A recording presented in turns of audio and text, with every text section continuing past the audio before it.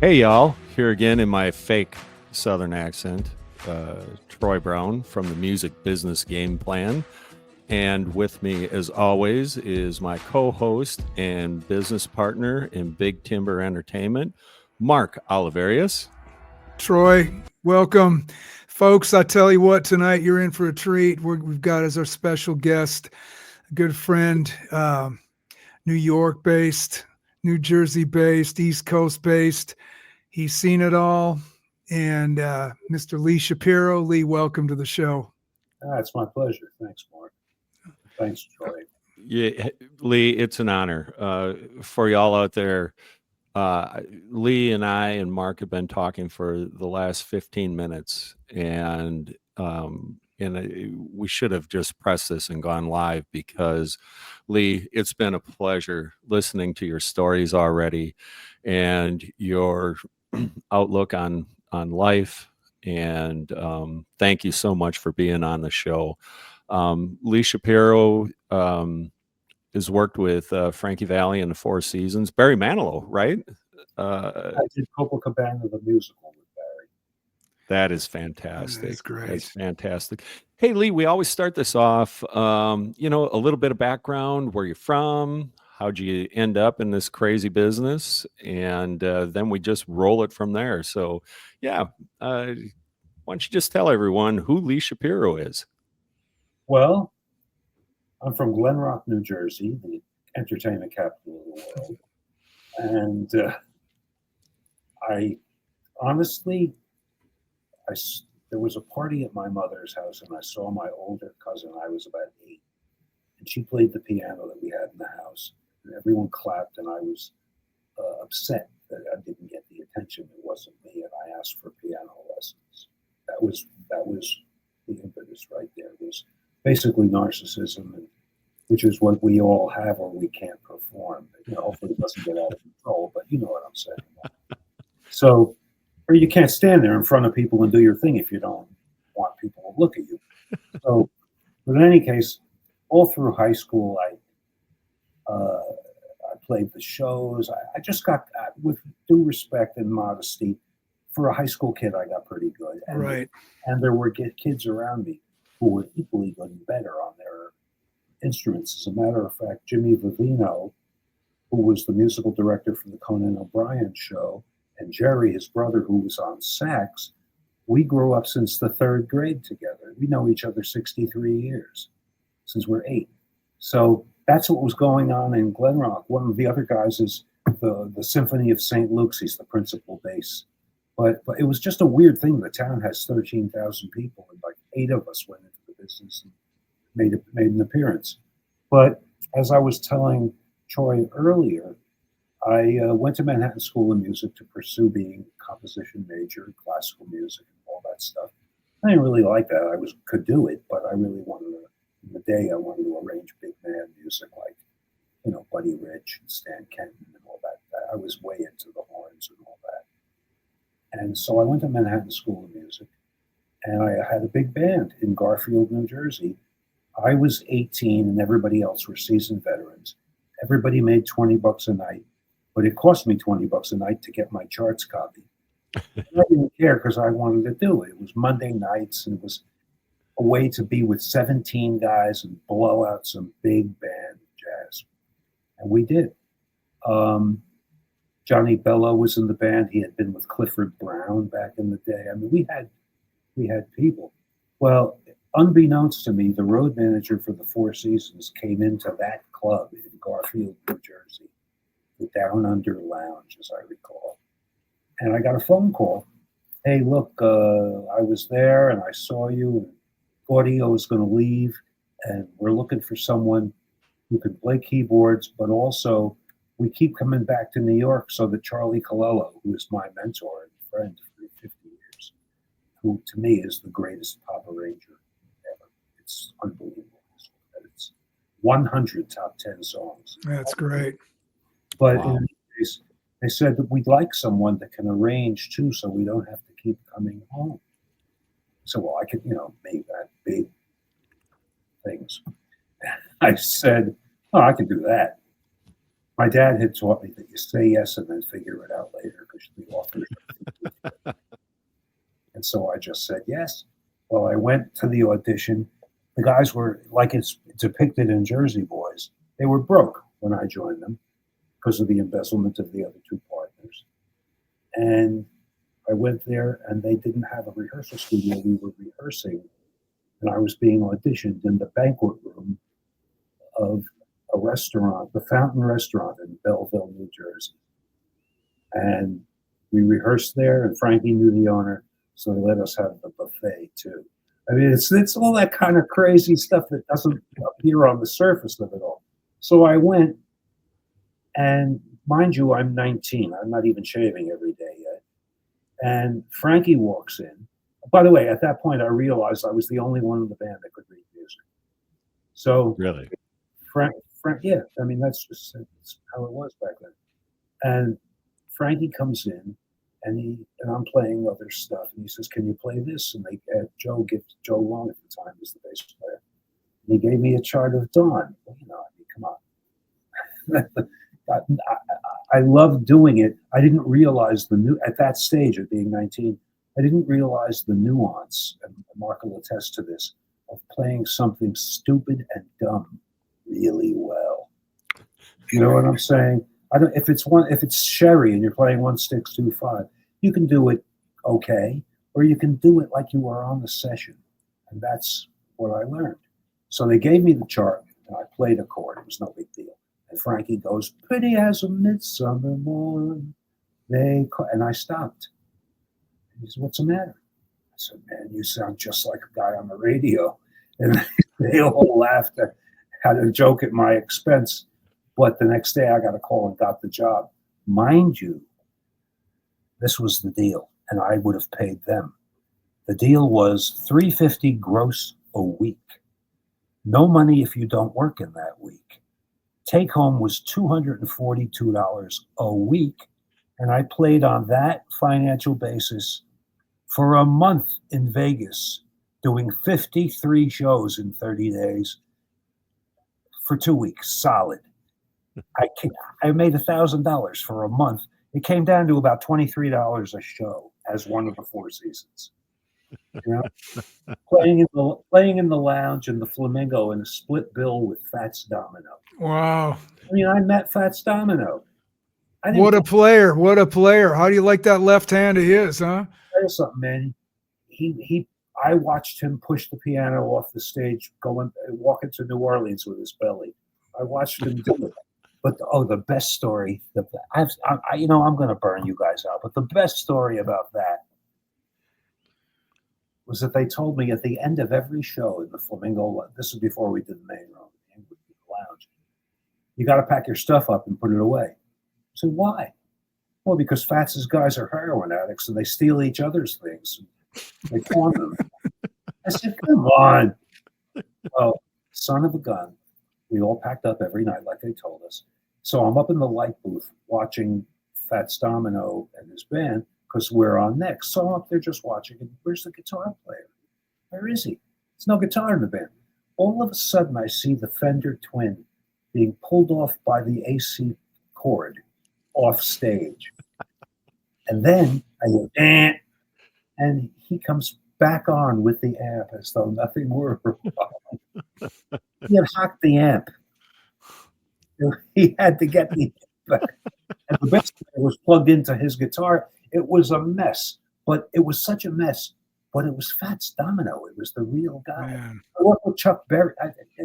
It's unbelievable. The experience, as I look back on it, is better than it was that I was able to appreciate at the time. You were in it at the time, though. When you're in it at the time, it's $350 a week, right? It was $242 take home, and I was one of the Four Seasons. And as I said, one of my earliest. I mean, we played clubs. Frankie was on. We played Rum Bottoms in Brooklyn, and we played what was it, Bachelor's 3, Joe Namath's place in Fort Lauderdale, was another mob place. And we played all those places while Frankie was kind of on the skids. Then we had My Eyes Adored You, and the world changed. and we ended up headlining at the Aladdin Hotel in Las Vegas. The opening act was Rodney Dangerfield, and I got to meet him. It was hysterical. Well, the next time we played, Caddyshack had come out, so we opened for him. I mean, the business is like that. If you're in it and you're making it work, you can't get caught up in how it could be. And the fact that you're there is a miracle. I mean, what are the chances of Lee Shapiro, New Jersey Jewish kid, learning composition, playing the piano in Glen Rock, New Jersey? Boom, one of the Four Seasons. Out of 10, that's a 0. There's no chance out of 10 that that's going to happen. Well, Lee, what's the story about you faking the audition, the orchestral part at the audition? What's that about? That's inspired from my dad. I knew that I could arrange, but I'd never arranged where the music would be played for 3,000 people at one shot.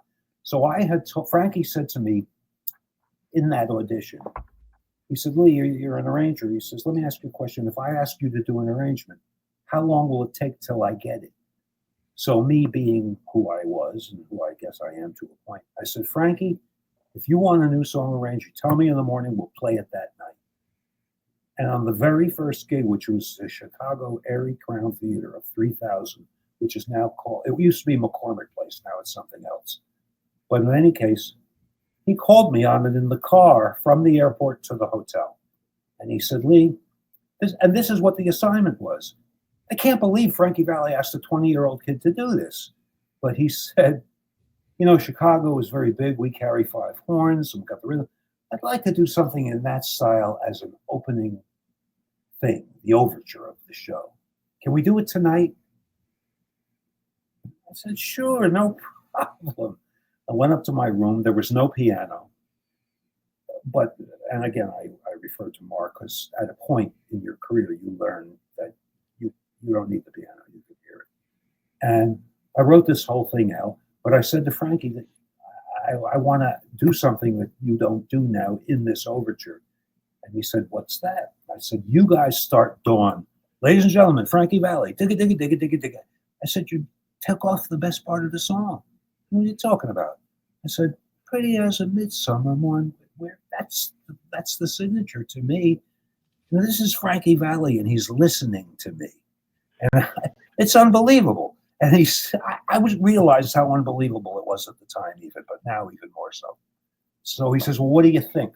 I said, I think we should do this big overture and build it way up and drop it down to nothing and have the band go, ooh. And from off stage, you sing, pretty as a midsummer morn, they call her Dawn. Then the announcement, ladies and gentlemen, Frankie Valli. And then, digga, digga, digga, digga, digga, digga, and you come walking out. Bang, bang. We left it in for 5 years.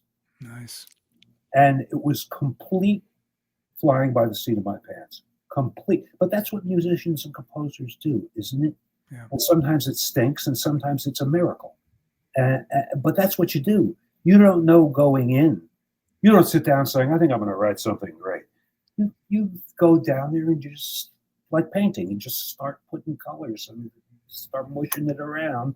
And you don't want to get married to anything too early in the process because something may happen in bar 68 that would really work great as an intro. And all of that shit is what we do. It's what we do. It's figure painting, And fortunately for me, they threw me in the water and I swam. It's just, I don't portray myself to be the most gifted keyboard player, pianist, arranger, but the planets aligned. I got the chance. They threw me the ball and I carried it. I tell you what, Lee, I mean, that's just great stuff and chutzpah and just hustle and, being prepared. You were prepared musically just because you were prepared musically, for whatever they threw at you. You mentioned Charlie Colello. I had the pleasure of meeting Charlie and working with him a bit when I was with Lori Morgan because he arranged something in Red. And he and I got talking, we got to be friends. He's a complete savant. Where did he come? How did he pop onto the scene? He arranged, did he do all of I mean, I know Eric Carmen, All by Myself, and stuff like that. What are some of the other? Laura Nyro, Barbara Streisand, Neil Diamond. It's his credits. You can't. Sinatra. There's a great Nice. credit. Sinatra. Wow. Manilow. Everybody, because he's a genius. He knows how to write an orchestration that's not an orchestration demonstration recording of his career. He knows how to write for the singer. He even said to me, Lee, when you're playing live, write all the chords you want. When you're recording, try to play unisons with the chords. I did. It worked. Yeah, right. And he started. I believe he's from Newark originally, like Frankie. They're somewhat in the same generation. I think Charlie is 85 or 6 now, in perfect health, perfectly coherent, nothing to discuss. And he did the arrangement, such as it was of an arrangement, of Sherry, and then Big Girls Don't Cry. In Big Girls Don't Cry, the trumpet part, he had like Marvin Stamm and Snooky Young and his father in the trumpet section. And he gave the solo to his dad. You gotta love it. A major hit with his father playing. Wow. His father was his contractor. Meanwhile, I met him in 73, and we met in a diner somewhere with a music copyist. Oh my God, his name was Guido Marasco. I can't believe it just popped in my head. And we were all having coffee and English muffins or whatever. And Charlie sat down and joined us. And Guido said, "This is Lee Shapiro, Charlie. You should see his scores. Nice and full, not like yours when you started." Charlie got up and walked out. Kalila walked out. Yeah, boy. Insulted. Then I met him again 6 months later. We were doing Bachelors 3, and he was there, and he came in. And he heard what I did with the show, and I think he gained a little respect. Certainly no awe there, because he is the Buddha of what Right. he does. It's just unbelievable. I mean, I can sing his string parts from Swearing to God that are, I don't know anybody would have thought to write it. You know what I'm saying? I'm going to sing it to you, Mark. You ready? Mm-hmm. Oh God, there's no one else on outside rather be, right? The strings are doing this. One, da da da da da da da da da boom, da da. Who would write that? It works like a charm. It's phenomenal. You don't even know it's there. It's just doing. That's Charlie. He's a gifted man, and a savant. Because a savant is usually someone who's good at one thing. Mm-hmm. So enough said. Yeah. Hey, what about Troy? What about Bob Gaudio? Bob Gaudio is a genius in another kind of another cloth. Bob Gaudio ability. First of all, Bob Gaudio is not afraid to strike out. He writes what he feels, and if it stinks, he stands by it. He defends it, and then ultimately he admits that it stinks. But because he's like I said, we're narcissistic, we're egotistical a little bit. And when I joined him, had already sold 80 million records. But his sensibility of, he writes those pop hits one after the other. There are people that just know when to do the bridge and know that if you modulate and then you come back to the original key and it goes down, don't judge it on theory, judge it on what it sounds like. He was doing a rhythm in a session once, bam, bam, bam, bam, and the bass was going da, da, da, da, da. I said, Bob, don't you want to go boom, boom? He says, no, it doesn't make it go that shift. This is the language he spoke, that shift. What he meant was ba, ba-doo, ba, ba-doo. Obviously 100% right, 100% right. And these are lessons I learned through osmosis. It's not like, oh yeah, it's like it infiltrated me. I listened to it happen. I was there on the session for Eyes Adored You. I was there. And Bob Crew, who made hit records You know that Bob Crew has, I'll tell you how far back his hit recordings go. He wrote Silhouettes on the Shade.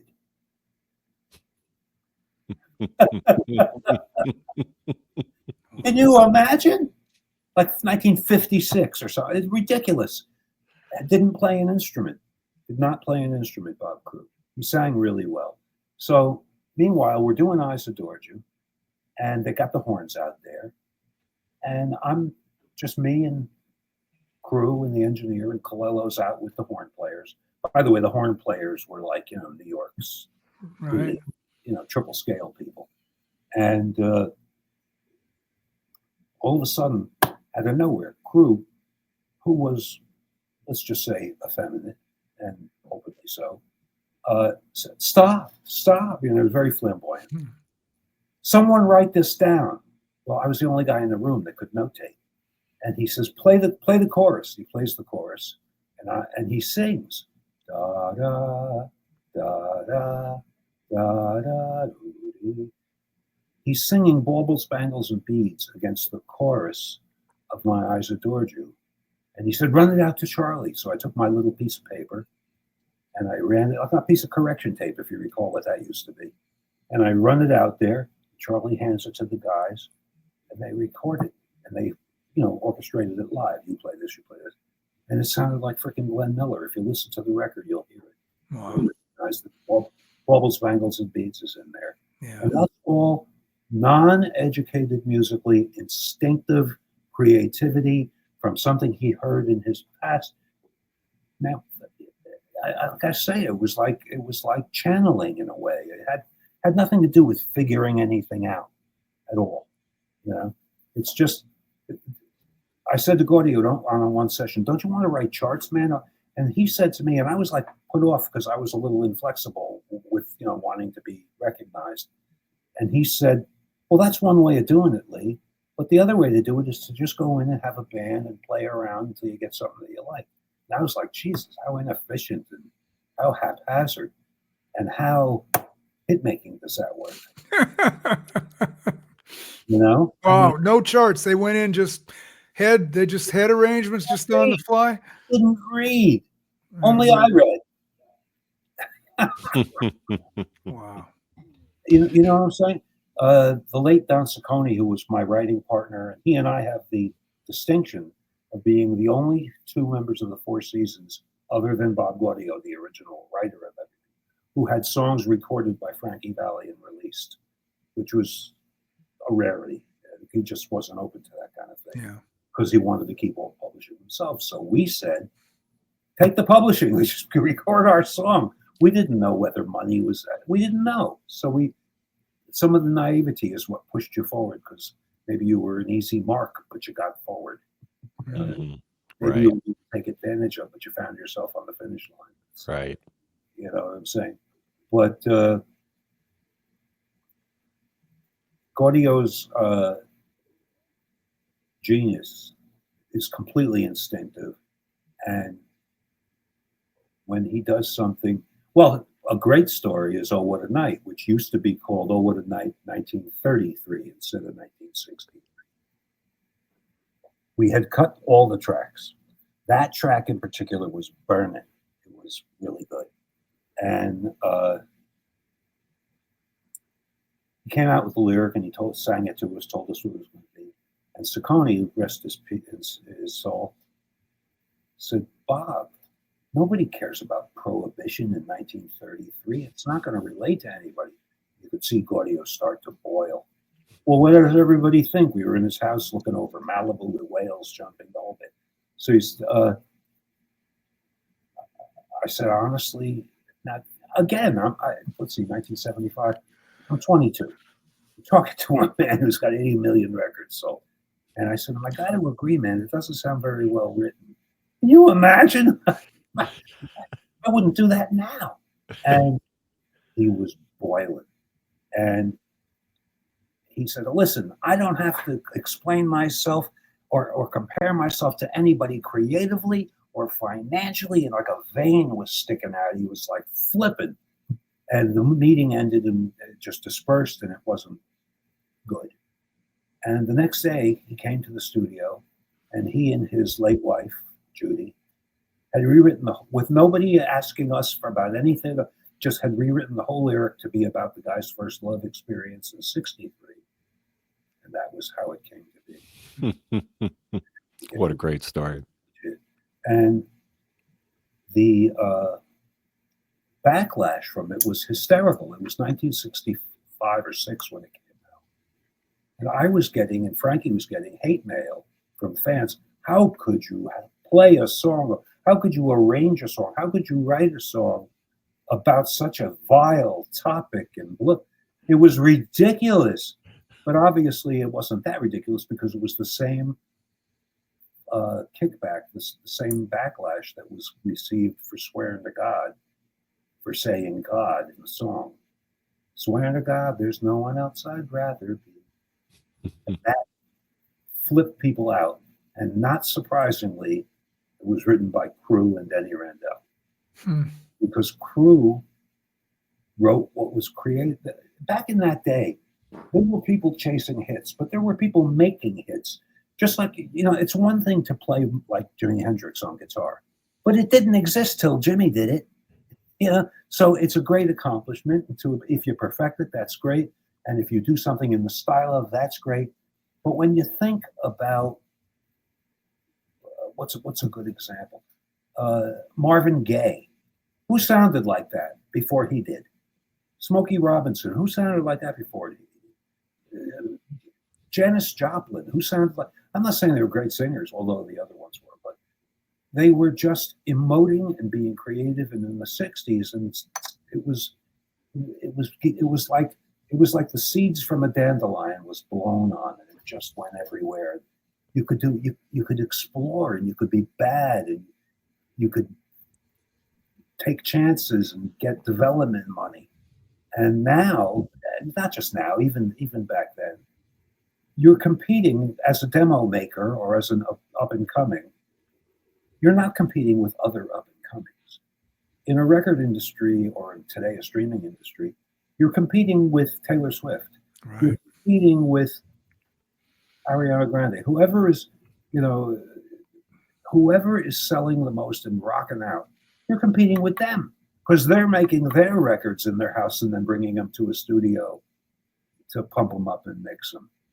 And on top of it all, with the internet and YouTube and the ability with iMovie to make your own videos, and it's great, don't get me wrong. But it used to be people like us just competed with either other people like us or people who had made it already. So it was tough enough. Now, you got to weed through garbage. Everybody I don't want to swear, everybody who can tap their foot can make something, upload it, and saturate the industry with. Someone said to me, my son plays piano really great. Do you think you could make a video of him and have it go viral? I said, I could have it go viral. Can he eat the piano? Can he consume it? Oh, no. I said, well, that would go viral. Because everybody and their brother is posting them playing an instrument. Mm-hmm. And it's wonderful to be able to, exploit your vehicle of expression. It's wonderful. But gee whiz, some of the stuff, the only good thing I can think of is that most of the stuff that's out there is competitive and good and crafted. But till you can get your stuff heard by somebody, you're weeding through, lists. I mean, you get 10,000 plays and it means nothing. And it used to be you brought your project to a distributor and they would say, I love this. Let's develop this. Here's $10,000. We'll do some other songs. We'll bring it up. We'll put some girls on it. We'll release it. We'll take a shot.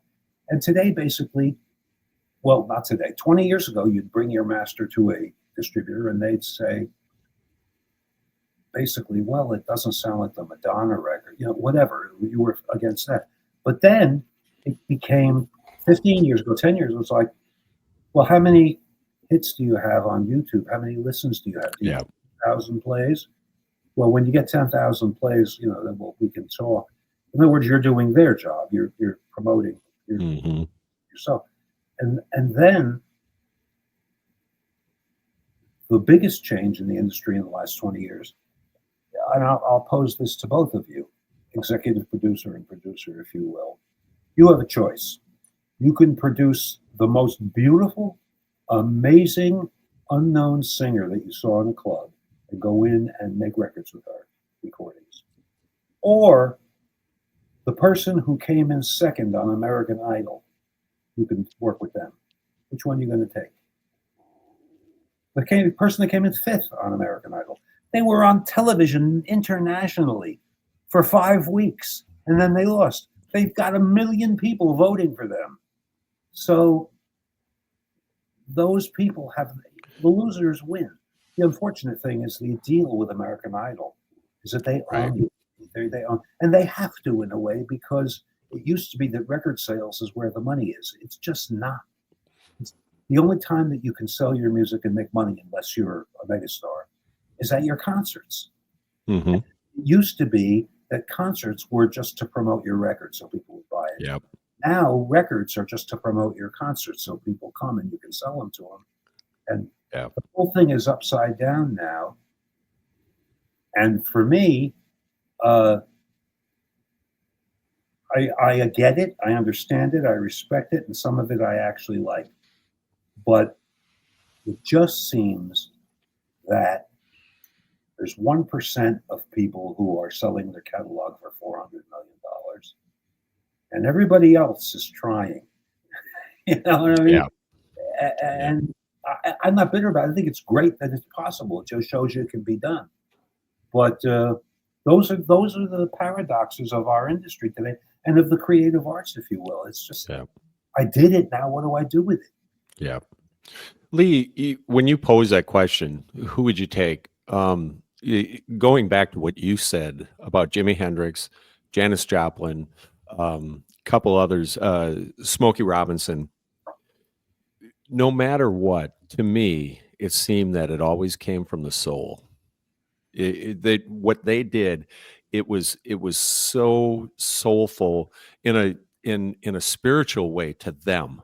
And that is what always grabbed my ear. The reason is, Troy, because the people you just mentioned and the people that that connect with you and that you connect with, Mm-hmm. this is my comment. They can't help it. They can't help it. Smokey Robinson is Smokey Robinson. He's not a guy trying to be a Smokey Robinson thing. He is it. Yeah. Frankie Valli wasn't trying to be another guy with falsetto. That's how he sang. He can't sing other than that.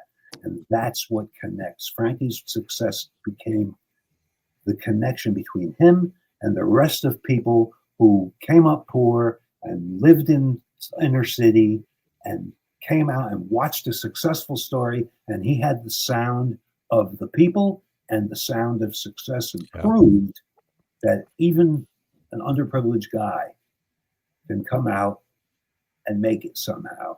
Mm-hmm. And his sound connected with his audience, just like when you hear, or when I hear, or Mark for that matter. If you, and it doesn't have to be a pop singer. If you listen to, like, I'm trying to come up with a good one, Gladys Knight. Oh, come on. Gladys Knight. She can go, and boom, it's her, Yeah. Mavis Staples is another one like that. Mm-hmm. You know who I'm a big fan of? I'm a big fan of Reba, believe it or not. Mm-hmm. I don't think she's such a great singer, but I think that she believes it, and that makes me believe it. But I think that the most talented person, you may come down on me, Mark, but the most talented, all-around, gifted person in country is Dolly Parton. Mm. How could I come down on that? That's, It's unbelievable what she's capable of. Right. And she could have no boobs, and I would think that. Remember her with Porter Wagner? What's that? Yeah. You remember her with Porter Wagner? Oh, yeah. I'm from the North, so I came on to see that on TV in some hotel that's in Knoxville. And I was like, well, who the hell is this with this shiny jacket on? But she sang, and oh my goodness. Yeah. And then she emerged as the writer that she was, and the actress, and the personality, and the influencer, if you will, kind of like the white Oprah. I mean, if she likes it, it goes. And I think that I don't think she's underrated. I think she's adored, but her talent is very deep. She was the first Taylor Swift. Dolly Parton was. Yeah. The business acumen, Absolutely. everything that she did, it turned to gold. But if her whole career never happened at all, but she wrote "I Will Always Love You," just that, boom. It's like Paul McCartney. If he wrote "Yesterday" and then never had a hit again, what do you want from the guy? You know. Talk about a song that comes from the soul. I will always love you. And you know what the original title was? You know the story behind "Yesterday"? The original title was "Scrambled Eggs." He said to John, this is counted in a book, but the story goes, let me put it that way because I wasn't there. But the story goes that he played "Yesterday" for John and said, "Scrambled eggs, da da da da da da, scrambled eggs." And John filled in the spaces. That was a magic thing. It was a magic thing. I don't know that there'll ever be another Beatles. I mean, I know every word of every song of every album, whether it was a hit, broadcast on the radio, and I'm not the only one. I think that most Beatle fans know the song "Martha, My Dear." They know "Rocky Raccoon." Forget about "I Want to Hold Your Hand." They know "Your Majesty's a Pretty Fine Girl," but she doesn't have a lot to say at the end of that.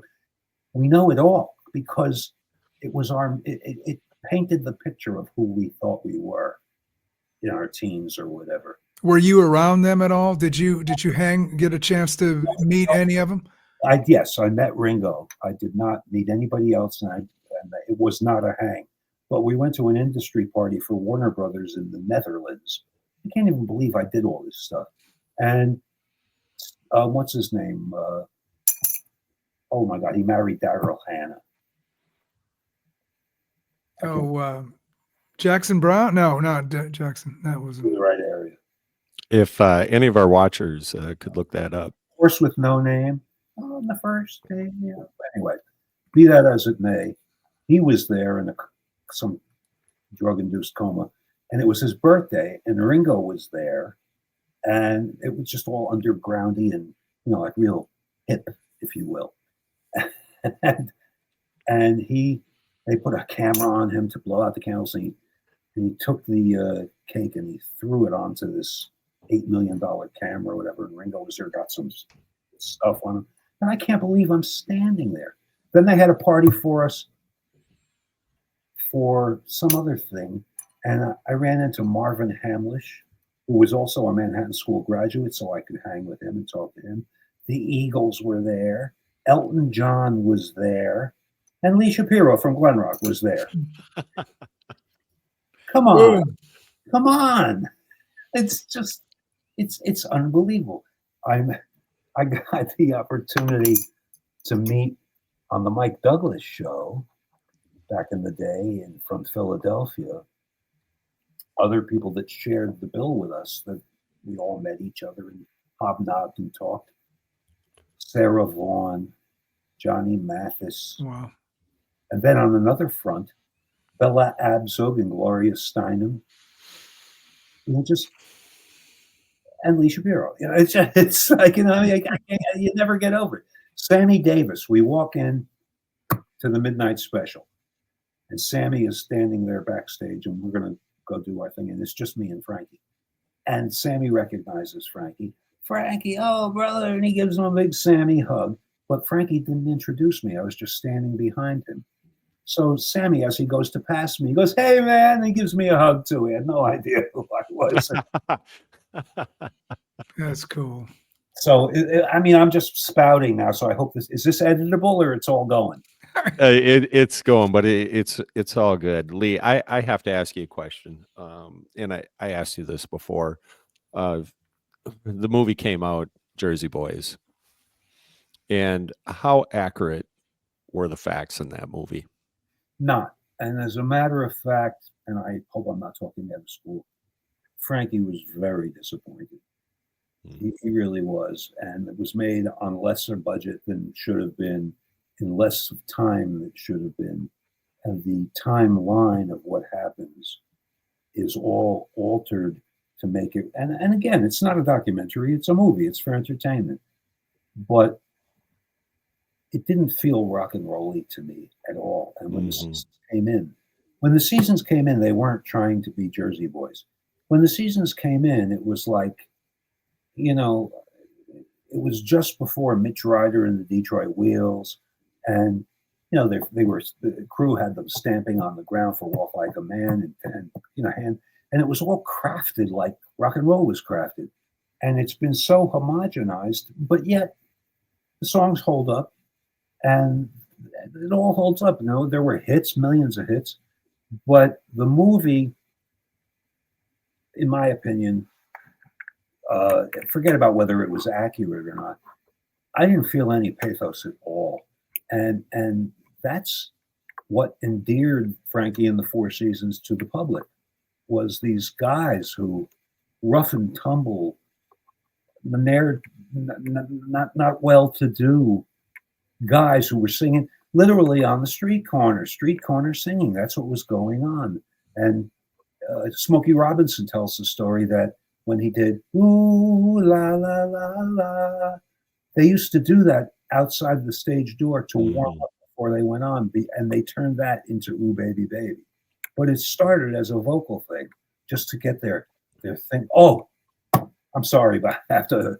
We're doing one of the early recordings. I forget which one it was, a demo. And Frankie says, "I'm not happy with the vocals. I'm calling Nick Massey, the original bass player."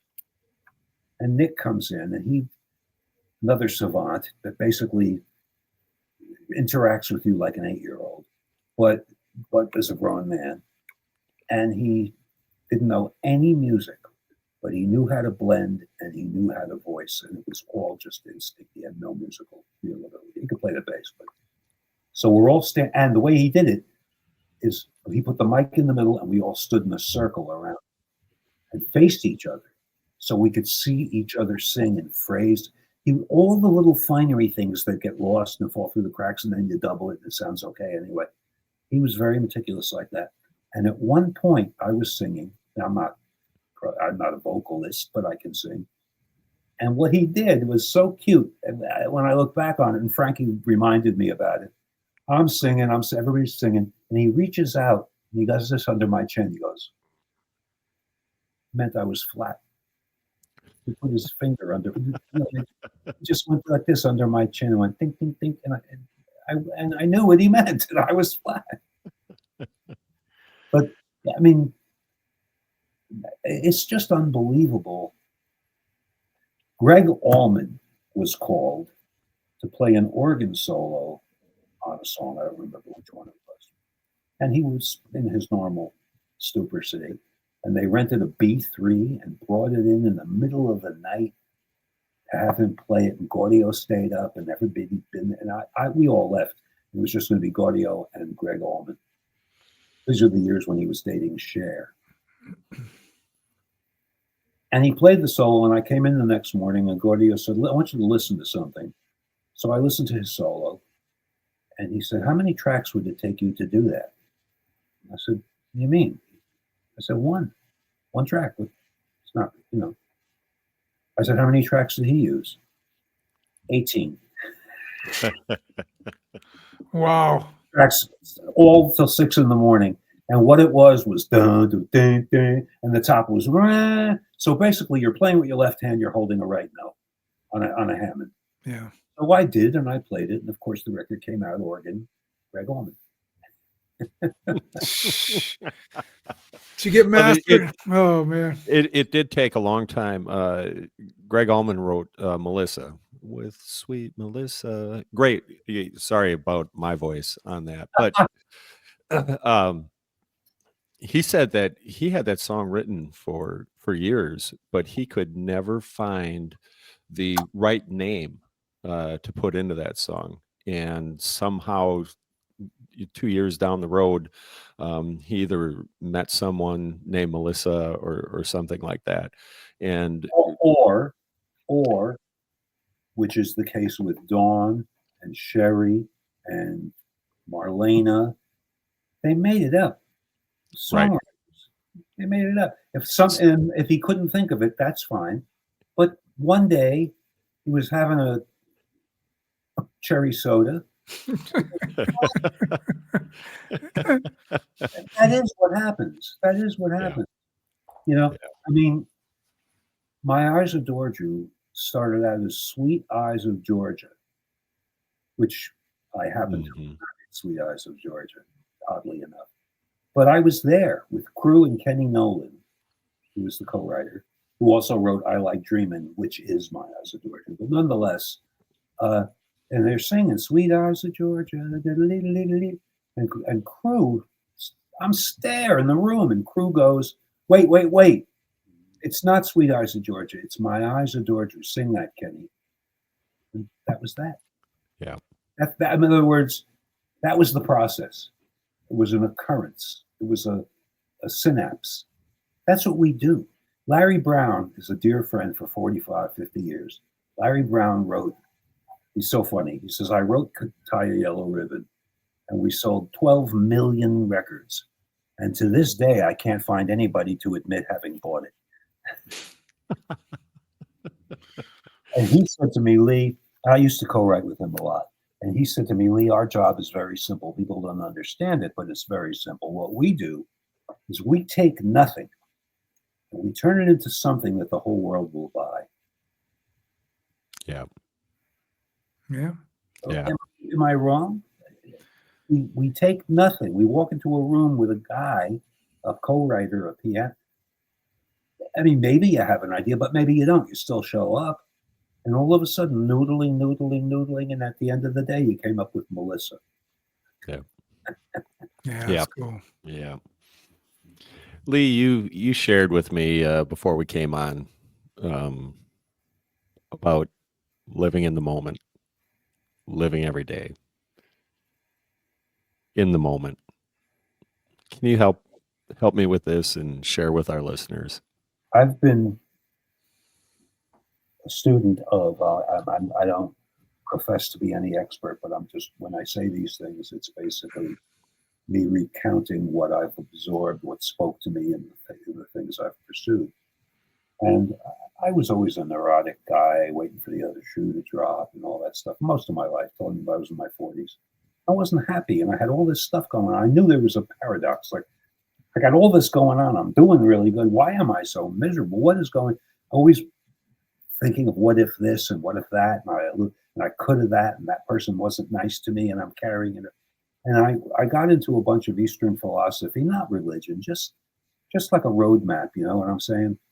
And the problem is, and again, this is stuff I'm regurgitating, but the problem with people who stay unhappy is that they're living for the next moment, hoping it'll be better, or trying to make the next moment better, or it'll be better tomorrow. Tomorrow and the next moment never come, because when they do, it's now. When tomorrow comes, it's today. It's too late already. So my point is, all we got is me and you and Troy talking. And then all of a sudden, a hippo falls out of the sky and kills one of us. You know, the whole existence, in my opinion, is so absolutely unimaginable as far as why we're even here, who we are, where we were before we were born, where we go when we die. We don't know. And a great guru, and when I say guru, I'm not talking about, Kung Fu, the movie, but a great philosopher, if you will, was asked, do you believe in God? And his answer stirred me. He said, I don't believe in believing. Either I know or I don't know. And if I don't know, I'm good with that, because that's part of what life is. Mm-hmm. So in a way, for me, and I was raised Jewish, and I was one that and all that, but what spoke to me is that if there's something that's unknown and you can't prove or discover the cause of it or the root of it, why would you assign a story to it? Why would you need that? You know what I'm saying? Like, you don't know how to do brain surgery. So do you make up the brain surgery fairy that comes and helps you, and you pray to the brain surgery fairy, then you walk in and you can do brain surgery? Or the mafia goes and they murder someone, then they go to confession, and then they go have a pizza. It's not that, man. You know, people know. You know, even people who are digging their heels in and defending hatred and what we're seeing in the country today, in my heart, I believe that they know, and they can't look in the mirror on it because they think that what's expected of them is everything is someone else's fault. They can't introspect because it's easier to complain about it and make it someone else's fault than it is to fix it. Yeah. So what you get out of doing it the easy way is what you're seeing. And I honestly believe, and I said this to Troy, and I don't want to be too cosmic about this, but we don't know where we were before we were born. We don't know where we are in the universe now. We don't know why we're here, and we don't know where we're going. So it doesn't leave a lot to worry about. But what I feel, and this is just my own conjecture, I choose to, I don't believe it, I choose to accept it as fact. When you're born, and I said this to Troy, when you're born, the first thing you see is a blinding light and hands from the rubber gloves coming to get you, to bring you into this existence, this magic that we live. And when you die, everyone who's had a near-death experience says the same thing. My relatives, they were calling me, they said, walk to the light, walk to the light. Death is a birth. This whole thing, we go, people say, when you go when you die, we go to where we were before we were born. It's the next chapter of existence. It's just like when the ocean laps up a wave on the beach, right? Well, there's this huge ocean full of water and energy and everything, and this wave laps up. That lap, that's you and me. That's us. Here we are. Wait, the wave is receding. It's dying back into the ocean. Where did it go? It didn't go anywhere. It's over there in the ocean, at the origin. We had a moment, this life, to either recognize the majesty and the magic of it and not look for excuses and rationalizations, and realize that anything done not out of love is a waste of time, and that we all make too many self-imposed rules that we stick to because we said so, or our mother used to feel that way, or Uncle Johnny used to tell everybody that she hated the Cowboys in Dallas because that's where Kennedy was shot. You know, that kind of rationale is rampant. And what I've come to with ups and downs and doing well and not doing well is honestly that this body we have is a conveyance. It's like our car, and it wears out. But that's all that dies. The rest of us, whatever, the animator, if I could call it that. When you have an idea, Troy or Mark, where did it come from? Where is it? Where'd the idea come from? It came from past No. experience. It's what's. It didn't come in your brain. It arrived in your brain. When you listen to the radio and you're turning the dial and you hear, and finally, woo, there's the music, and you leave it on that channel. That's an idea. That's how it gets to you. It's like the noise is out there all around us. The energy is all around us. All of a sudden, it occurs, to talk in your language, if I may, and I mean this with due respect. When you pray, that's you talking to God. Okay? When you get an instinct, that's God talking to you. You can't ignore that. Mm-hmm. And when it happens and you get a feeling like, oh man, I don't feel good about this, then you're wrong. Stop doing it. Don't do it. And again, it's not because God's got the whip. Like I say, I personally have my own beliefs in that area. But we know. And if there's the existence of God, he infused us with it. And if there isn't a God, somehow we have it. Babies aren't prejudiced. Babies love each other. They don't care what color they are. Hate is taught. And Yep. we have to, as old hippies, have to bring back the late 60s, sex, drugs, and rock and roll. Lee Shapiro for president. Wow, you got my vote. I repeat this stuff, and I don't mean to be pontificating, which I guess I am, but because hearing it from myself reinforces it so that I live it. And if you know that there's a path, in Buddhism, they say, don't get derailed when things get really great and go all wacky. And don't get derailed when things go really bad and get really depressing. Walk the middle path and observe both sides as they arrive and enjoy them or fix them or ignore them. But understand that everything that happens is part of your life. I have MS. So the rest of my life is incredible. What am I supposed to do? Sit in the corner and pout? I don't care. I have MS. It's a fact. There's no room for lament. Something that's like it's raining. You could lament all you want. It's raining. That's the end of the discussion. That's where I'm at. But I love my family. I love my wife. I love you guys. I love being able to do this. And that's just how I walk around, man. And like I said, you decide to be happy when you wake up in the morning, and it makes you bulletproof. Nobody can rattle you when you've made the decision. Just like you'll never lose weight till you make the freaking, not like I'll have a cupcake today. No, you made the decision. That's it. Look at yourself in the mirror. I made the decision. And a month later, you lost 23 pounds. That's what it's about. That's what it's all about. And with due respect, again, I say everything I said with not meaning any negativity towards what people believe. You can pray to God all day. You're going to be fat. But the great beyond, the creator, whatever you want to call it, gave you a conscience and a sense of responsibility and a brain. And you use that. And you know what to do. But people don't. My old doctor used to do house calls. He's the guy who brought me into the world, and he was doing house calls at 86. He said, Lee, people don't come to me to get well. They come to me to get permission to do the wrong thing. Right? Wow. And then you meet other people and they enforce it. And then we all do the wrong thing. Yeah. Yeah.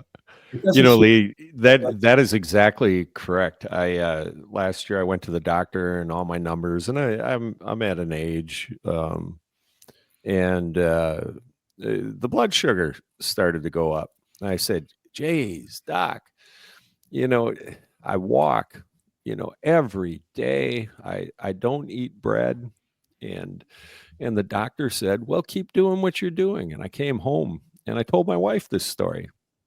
And she said, did you tell the doctor how much beer you can drink? And I said, well, the doctor didn't ask. Oh my God.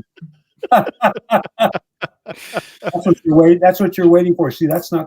And she said, just keep doing what you're doing. So I was just asking permission to keep doing what I'm doing. But it wasn't permission. It was lying permission, because omission is a lie. And you knew that if you told it, you're too smart to pull that shit on yourself. You knew. Well, I'm kind of on Troy's plan. I follow that plan a bit. I'm learning from Troy over here, All I can tell you is there's nothing that you could put through your body that hasn't been through mine. And I'm lucky to be here. And in my 20s, when I had the stardom that I had, none of this talk was discussed. You were in your 20s, right. Rock star. Yeah. I played London Palladium. I played, forget it. I played Madison Square Garden 12 times, 22,000 people. And so you just knew that you were cool. And whatever you're doing was okay. And if you were doing drugs while you're young, it'll be cool, not to worry.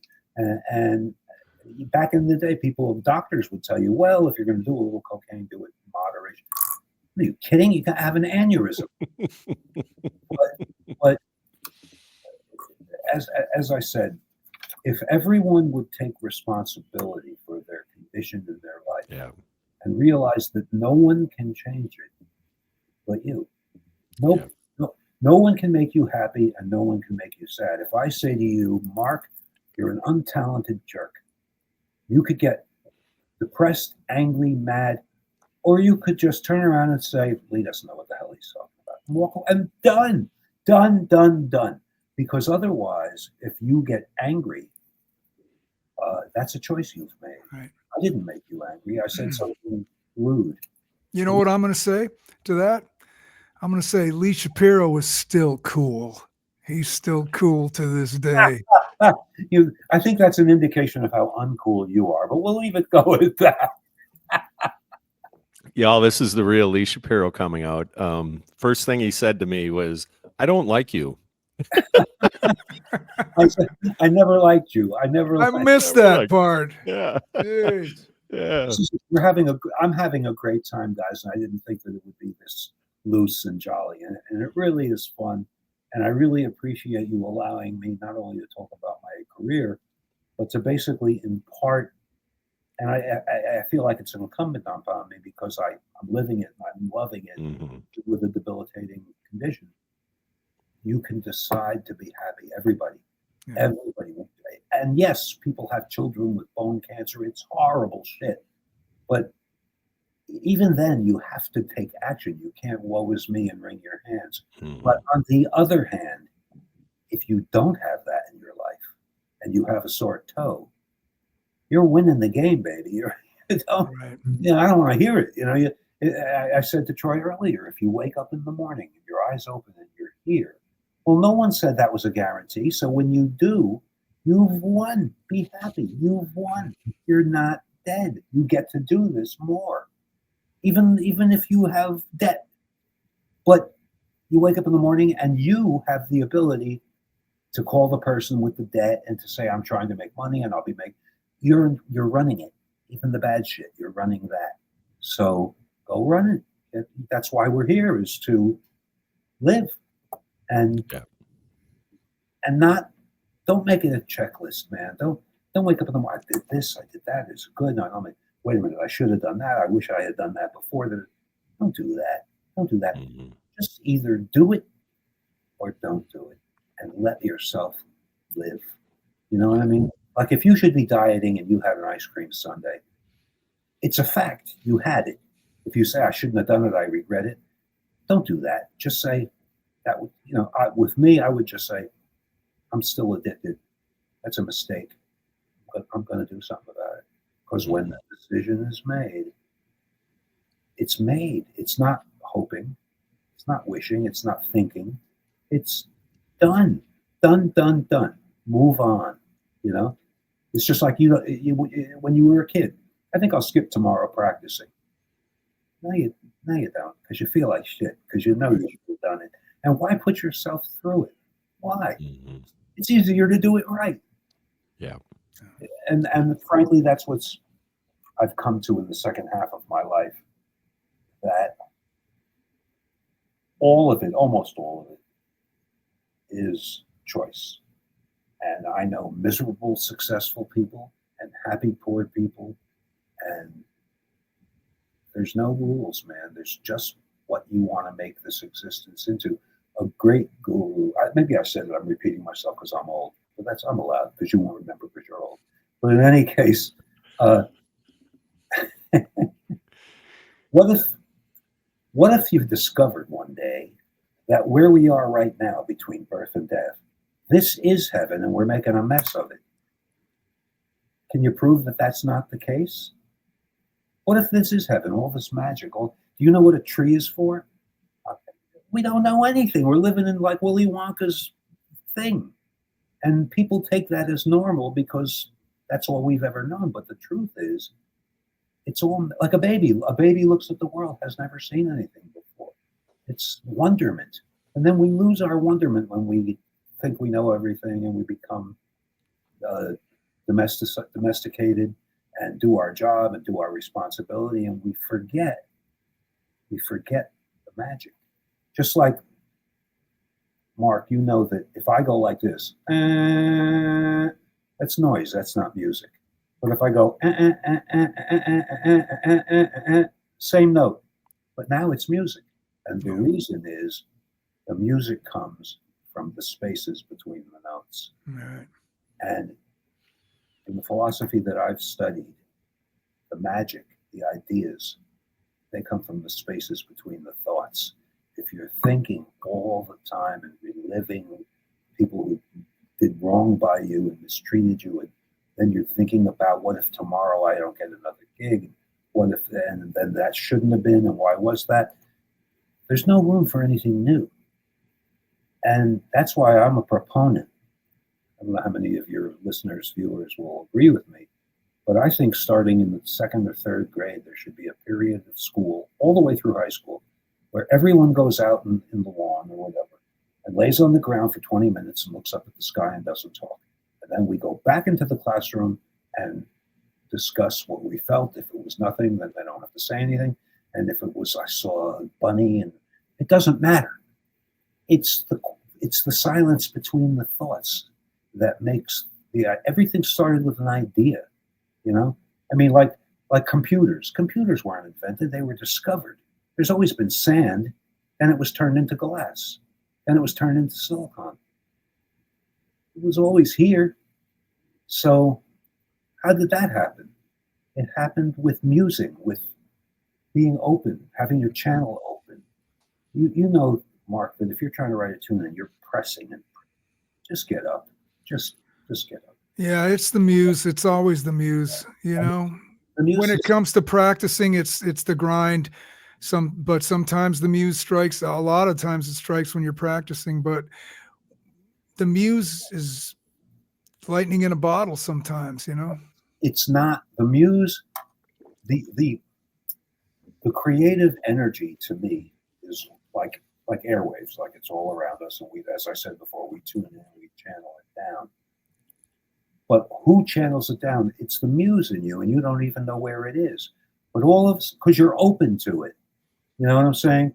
You're open to the field of possibilities. You're walking around. You're not waiting for inspiration. You're not going to a pretty sunset, hoping. You're going to the bathroom. You're walking to get a paper, and all of a sudden, Melissa. You know, I keep referring back to Troy's comment. But I would recommend to anybody who's of a mind to be open to the possibility that the magic is in the silent spaces. Mm-hmm. And don't cheat yourself out of that. Don't keep repeating yourself. What did Wayne Dyer, Dr. Wayne Dyer, the philosopher and author, said? We have 100,000 thoughts a day. Most of them the same ones from yesterday, unless you're aware of it. And it's like Groundhog's Day. Right. You know, and reacting to situations, reacting to adversity in a way that your mother used to, and that her mother used to, and so therefore you just do, and you don't even know it. That's so cruel. It's wrong. Yeah. You're supposed to do what you think is right. Yeah. Lee, we really appreciate you sharing all of your experiences with us. It's great getting to know you. Would you come back? Anytime. And I'll actually co-host the show. As a matter of fact, I'm there on that exact thought crossed my mind. Perfect. Yeah. Buy wood. Okay, go ahead. Real American hardwood. Yeah. There you go. We did rehearse that before we came on, but you know, Lee, just getting to know you today, meeting you first time on the phone a couple hours ago, and before we came on, then it's been my pleasure to be able to speak with you today and share what your experience and challenges have been through life, and to make the most out of every day. And I really appreciate you, my brother. Love you, my brother. And let's keep this going. I would, if you would take my calls, I couldn't wait for you to pick up. So well, I gotta tell you, Troy, I never liked you. There's Rodney coming out. Rodney's coming out. Can I say one last story of when we met? My father and I met Don Rickles, and then Oh my God, that's good. It's got to be good. conducting at the Riviera. I'm 21 years old. My father flies in because my name is the Shapiro name is on the marquee, musical director. And I had become friends with an elderly man who was Don Rickles had a musical director for the whole orchestra to play him on, whatever else. So the musical director says to me, Lee, would you think your father would like to meet Don Rickles? Oh, I'm sure he would. I had met him briefly. So we go upstairs over the showroom, and there's a very elaborate green room for him. And he's sitting on the couch. Don is sitting on the couch in a white terry cloth robe with a silk ascot, black calf-high black socks, and his dress shoes. That's what he was wearing. And we walk in. Mind you, my father at the time was 47, and I'm 21. And we walk in, and the musical director says, Don, I'd like you to, you remember Lee Shapiro, the conductor? Oh, yeah. Hi, Lee. How are you? And his father would like to meet you. Lee, his father is over here, Alan Shapiro. And Don looks at him and says, wait a minute. Are you telling me that you are the father of Lee Shapiro, this young man who's the musical director for Frankie Valli in the main room at the Riviera, and you're his father? And my father says, yes, I am. And Don says, who gives a fuck? Oh, jeez. Oh my God. Quote. Lee. A real story. Yeah, that's a real story. Oh my goodness. Well, it's a pleasure, brother. It's a pleasure having you on and with Troy, and what a treat. Loved it. And I also just want to give a shout out to we've got some diehard fans here. Mom, love you. Yeah, and Mary, awesome, and Lisa. It's great to see all your comments, and I missed one. Charlie, sorry about Charlie that, Martin. Charlie. And so thanks y'all for tuning in. These do get turned into podcasts. If you want to share that with Lee, if you want to share that, I always have them up on Saturdays, so I convert them to MP3s, put them into podcasts. You can listen to them anywhere, and we do post them on YouTube. This exact live stream does go onto YouTube, and so you can catch this, and we do keep it up on Facebook, and I appreciate you all following us and sharing the good news. Lee Shapiro, a pleasure, gentleman, philosopher, and this was a highlight of my day, my year, my life to be able to speak with you. So just everybody within our voice, sound of our voice, be kind, be happy, be compassionate, and watch the world open. That's it. Nice. That's a great finale. Yeah, it is. Love you guys. Love you all of you who are watching, and appreciate you all. And buy Real American Hardwood, and and also go Pack. Go Pack. We got a big game tonight. So Lee, you're surrounded by Packer fans. Oh yeah, definitely. I'm a big Packer fan. I love hockey. That's wonderful. Have a good night, all. Thank you. Everybody be well. Good night, guys. Thank you.